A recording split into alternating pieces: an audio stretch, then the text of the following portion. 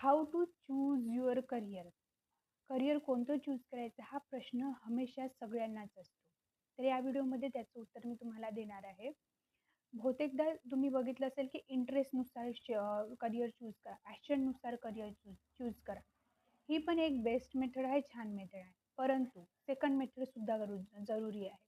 जर तुमचं बॅकग्राऊंड, तुमची परिस्थिती अशी असेल की तुम्हाला त्यावेळेस पैशाची गरज असेल, तर त्या टाईमाला तुम्ही कोणत्या गोष्टीतून पैसे मिळवू शकता, तुमच्या गरजा पूर्ण करू शकता, त्यानुसार डिसिजन घ्यायचं आहे करिअरचं.